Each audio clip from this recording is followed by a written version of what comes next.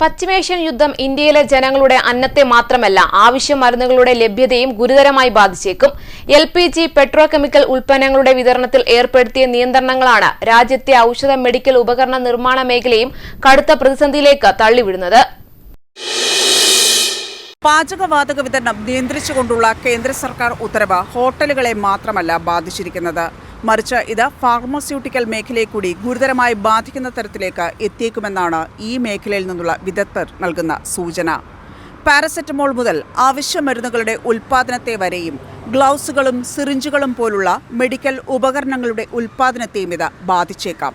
മരുന്ന് നിർമ്മാണത്തിന് ഫർണസുകൾ പ്രവർത്തിപ്പിക്കാൻ LPG അത്യന്താപേക്ഷിതമാണെന്ന് വ്യവസായ സംഘടനകളുടെ പ്രതിനിധികൾ ചൂണ്ടിക്കാട്ടുന്നു. വൻകിട കമ്പനികൾക്ക് വൈദ്യുതി ഉപയോഗിച്ച് മുന്നോട്ടു പോകാൻ സാധിക്കുമെങ്കിലും ഗ്യാസിനെ പൂർണ്ണമായും ആശ്രയിക്കുന്ന ചെറുകിട ഇടത്തരം മരുന്ന് നിർമ്മാണ യൂണിറ്റുകൾ കടുത്ത ഭീഷണിയിലാണ്. പാക്കിംഗ് മെറ്റീരിയൽ കംപ്ലീറ്റ് വില ഇരട്ടിയോളം വന്നിട്ടുണ്ട്. പ്ലാസ്റ്റിക്കിൻ്റെ വില കൂടുന്നത് കൊണ്ട് ബോട്ടിൽസ്, നമ്മുടെ അലുമിനിയം ഫോയിലിൻ്റെ വില, ബ്ലിസ്റ്റർ, കംപ്ലീറ്റ് സാധനവും വില കൂടിക്കൊണ്ടേയിരിക്കുകയാണ് ഓരോ ദിവസം. ഇന്നലത്തെ റേറ്റ് അല്ല ഇന്നത്തെ റേറ്റ്. പെട്രോകെമിക്കൽ ഉൽപ്പന്നങ്ങളുടെ ലഭ്യതക്കുറവ് പ്രതിസന്ധി ഇരട്ടിയാക്കുന്നുണ്ട്. മരുന്നുകളുടെ കോട്ടിങ്ങിന് ഉപയോഗിക്കുന്ന ഐസോപ്രൊപ്പൈൽ ആൽക്കഹോൾ നിർമ്മിക്കാൻ ആവശ്യമായ പ്രൊപ്പലിൻ വിതരണം കുറച്ചതാണ് പലർക്കും വലിയ തിരിച്ചടിയായത്.